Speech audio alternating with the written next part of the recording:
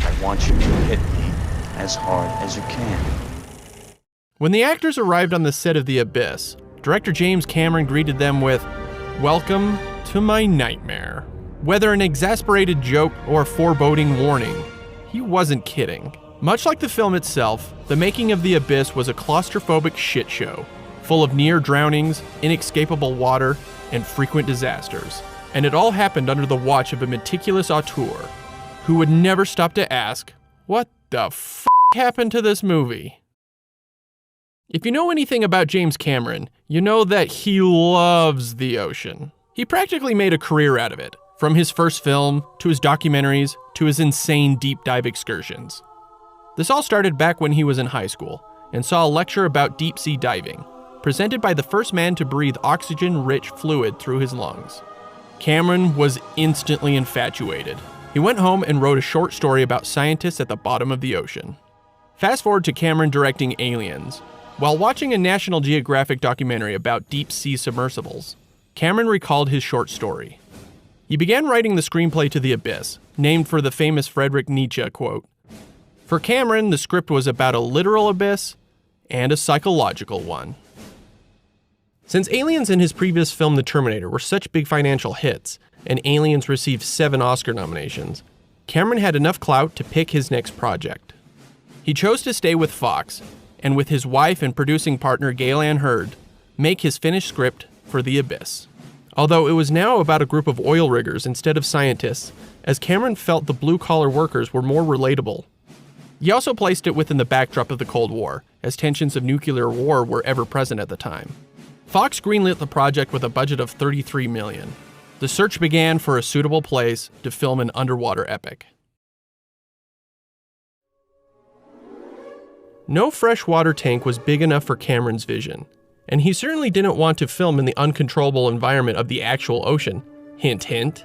In the most unlikely of places to film an underwater movie, the filmmakers discovered the Cherokee Nuclear Power Plant in South Carolina that was abandoned mid-construction. The first option was a turbine pit that could easily hold 2.5 million gallons of water. Referred to as B-tank, they used the pit to film multiple smaller sets and sequences.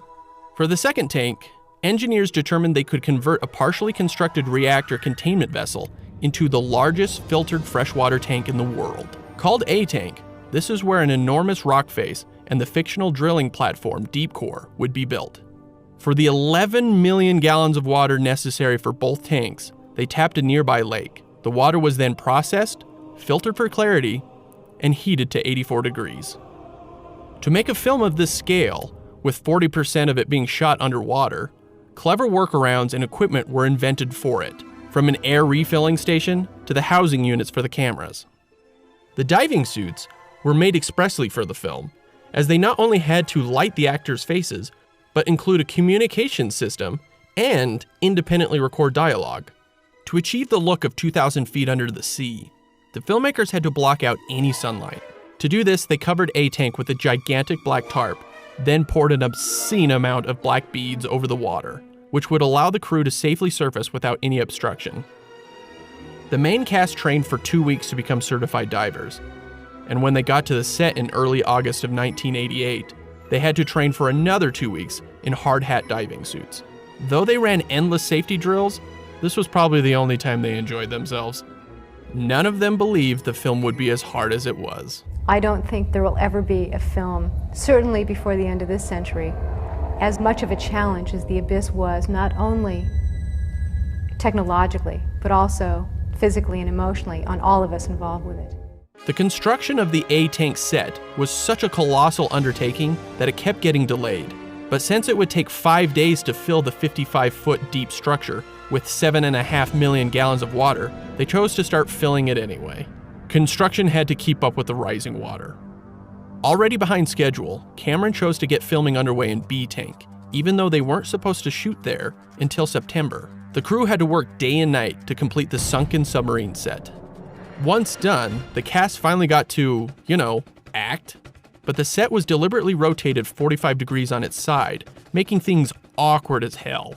The actors, still getting used to the situation, could barely complete a shot as they stumbled around like newborns, crashing into objects and each other. Very little was being accomplished. remember getting up out of there and going, man, we're gonna be here a long time. And in rushing to get B-Tank ready, the crew hadn't properly balanced the pH levels in the water. It quickly became murky and unsuitable for shooting. They began pouring extra chlorine into the mix. It helped with visibility, but it soon showed its effects on the crew. Those not in full scuba suits and diving helmets found their hair bleached blonde. Then their body hair fell out. And then came the chemical burns. This was their first week of filming. But it was just hell. And that's how we started. And then it got worse. Each day filming underwater was a logistical horror show. Because of the limited technology at the time, communication with every submerged individual was nearly one way. Cameron essentially used a PA system to speak to everyone, but only the actors could speak directly back to him. Everyone else resorted to hand signals and lip reading. To make this work, Cameron and his crew spent hours beforehand planning every single shot. And with 20 to sometimes 45 people underwater, every scenario imaginable was required to be meticulously thought out. How to move the lighting without electrocuting everyone, making sure the actors were properly prepared, where the submersibles needed to hit their mark, when the safety divers had to provide air, and what steps had to be taken if something went wrong. The list goes on. It would take days to complete single scenes. Only a few weeks in, the filtration system began to break regularly. And on days off, wild goats would wander onto set, chew up cables, trample the piping, and pee on everything. The crew had to engineer fixes on a daily basis. Between fixing the pumps and the time it took to set up shots, the actors had a lot of downtime. It was common for them to suit up, jump in the tanks, then wait for hours on end. Michael Biehn summed up his experience, saying he was in South Carolina for 5 months, only acting for 3 or 4 weeks. Being able to stand there underwater, about 30, 40 feet down, and just stand there. I mean, you pretend like you're waiting for a bus for 4 hours. The actors never went to a depth that required decompression, but for most of the crew, they would spend up to 2 hours at the end of a long day decompressing to avoid the bends. And with no bathroom breaks, everyone just had to pee in their wetsuits, an experience referred to as diver's delight. The well went down your leg and came up on your body, and it just felt really warm, and it was a nice feeling. For some, like Michael Biehn, the experience was a fun one. But for most, the insanity led to breaking points. The biggest problem that we encountered early on was that sense of panic, was that sense of being on the brink of panic, relying on equipment, which as an actor you normally don't have to do except as a prop, and these were not props. These were life support. For J.C. Quinn, it was almost immediately, and at one point he asked to be fired. Mary Elizabeth Mastrantonio, who made it through the lifeless swim scene without a stunt double, still endured the most dehumanizing of situations. During Liz's resuscitation, she laid on cold steel, wet and exposed in front of dozens of people, while Ed Harris pounded on her chest and slapped her in the face. Cameron wanted take after take, until the camera ran out of film in the middle of a shot. She shouted that they were not animals and ran off set. The rest of the scene was shot without her, with the camera pointed up from the floor. To this day, Mastrantonio will not discuss her time on the Abyss. Harris was the biggest trooper of them all. He enjoyed the challenge and is super proud of what he accomplished in the movie. But after a near-death experience in the fluid breathing suit, even he couldn't keep it together. Breathing liquid is something that actually exists, and was used for real in the Benny the Rat scene. In 5 takes, 5 different rats went through the same thing, all coming out fine. But for Harris, it was faked. He had to pretend that he was breathing while his helmet was filled with water, while underwater. It'll feel a little strange. Yeah, no shit. Harris was in constant danger. To pull off an abyssal trench, they towed Harris sideways along the rock face in A-tank, then tilted the camera to simulate the fall. On the 3rd take, Harris's safety diver got tangled in the wires, so when Harris needed air, a crew member took it upon themselves to help. But they mistakenly gave him the regulator upside down. Harris inhaled half water, half air. He purged the regulator and tried again, same effect. Harris began to panic before the cameraman swam over, pushed the other guy out of the way, and gave Harris his air correctly. That night, on his drive to the hotel, Harris pulled over and broke down crying. Surprisingly, mad at himself for not being able to complete the shot. There was a part of me that was really disappointed in myself for not being able to do this thing. And I really thought I was going to die for a second, and it also pissed me off that I was afraid of that I got scared of that for a second. As filming dragged into fall, the weather got worse. Eventually, the ravaged tarp over A Tank gave out, and Cameron was forced to move production to night shoots. Then, it got cold. Hurd fought with the studio to get hot tubs for the set. They thought it was an expensive luxury, but the filmmakers needed them to keep from freezing between dives. Ultimately, it got so cold that all shot briefings were held in the hot tubs. Fox would often send executives to the set, worried about budget overruns. They questioned everything, but rarely understood what the filmmakers were going through. In Cameron's own words, he was the architect of this misery. He wanted to prove to himself that he could make such a technically difficult film. If I couldn't do what 2001: A Space Odyssey did for science fiction films taking place in space, if I didn't feel that I could do that in the underwater arena, then I didn't want to make the movie. He pushed people beyond what they were capable of, just to get the perfect shot. Blunt and candid, he ruled like an autocrat, with short patience and a complete lack of bedside manner. He didn't care for the actors' sob stories, saying, "For every hour they spent trying to figure out what magazine to read, we spent an hour at the bottom of the tank, breathing compressed air." We had a kind of a bond during the production that consisted of me challenging them, and there were times when I'm sure they hated my guts, but they hated the fact that I'd created this situation and seduced them into being there. He never crossed a line with the crew, and none of them could accuse him of exploiting his position of power or phoning it in. He was unwavering in his commitment to making the film. Even though he and Hurd were going through a divorce during production, he never let that interfere. So when you got that kind of leadership, you either come up to it or you get the hell out of there. One or the other, and not one of us was willing to back down. He was there 70 hours a week, planning every detail, solving every problem. He was so nonstop, he'd watch dailies underwater while still decompressing. When The Abyss finished its 140-day principal photography, it was weeks behind schedule and $4 million over budget. Like most of Cameron's films, he wanted to push the boundaries of what was possible. And in 1989, that was asking a lot. The biggest advancement was the pseudopod, which required ILM to develop technology that simply didn't exist. They built one of the first scanners to digitize human faces and wrote the book on how to make realistic water effects in a computer. After 6 months of work, ILM created the first digital 3D water effect in film. Those 75 seconds were revolutionary for its time, and it still holds up today. The film's first cut was far too long, hitting nearly 3 hours. Instead of cutting bits and pieces, Cameron took a machete to the film's central Cold War subplot. Along with a few crew member scenes, almost any mention of the tensions between the US and Russia were removed. The biggest cut was Bud's encounter with the NTIs, where they show him that they were about to drown the world for humanity's petty warmongering. Cameron was apparently not happy with ILM's practical tidal wave effect, and was okay with removing the scene. Still, Cameron toiled away with the edit and visual effects, forcing Fox to keep pushing the release date.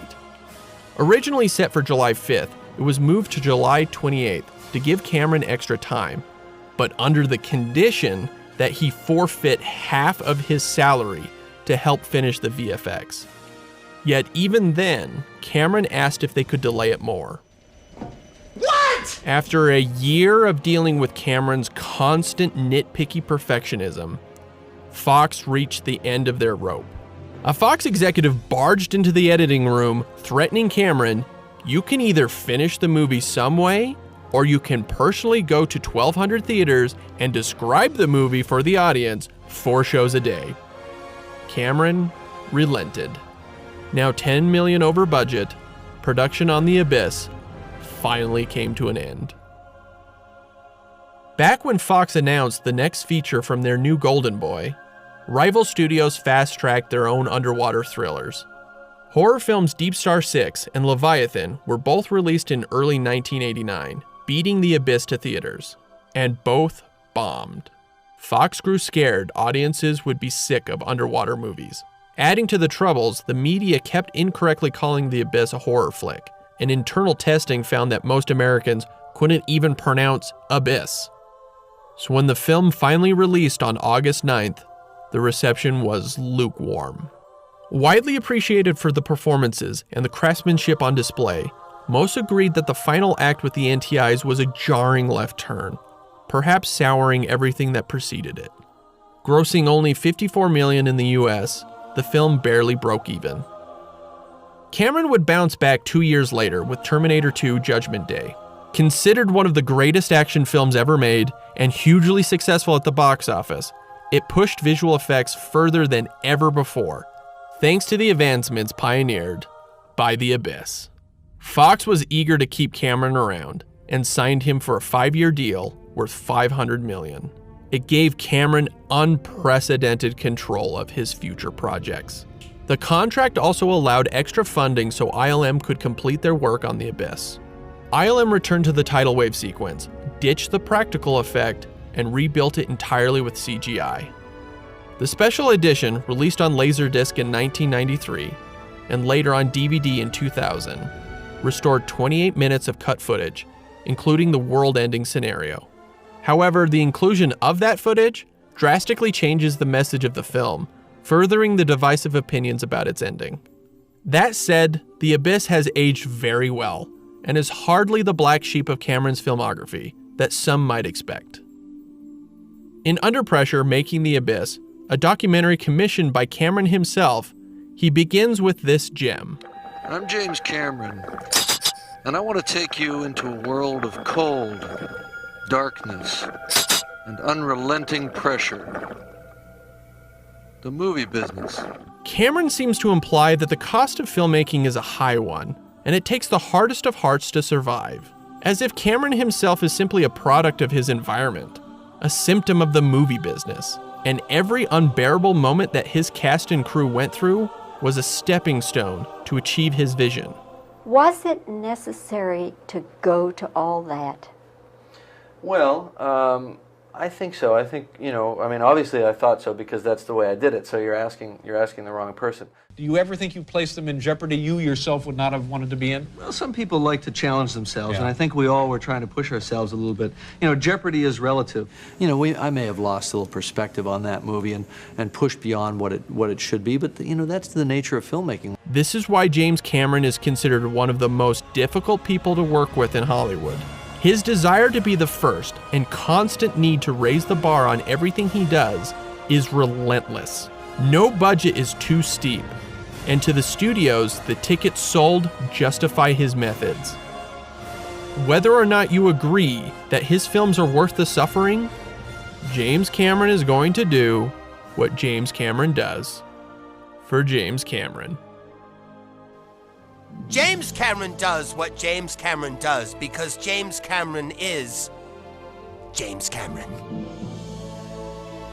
His name is James Cameron, the bravest pioneer. No budget too steep, no sea too deep. Who's that? It's him, James Cameron. James Cameron, explorer of the sea, with a dying thirst to be the first. Could it be? Yeah, it's him, James Cameron.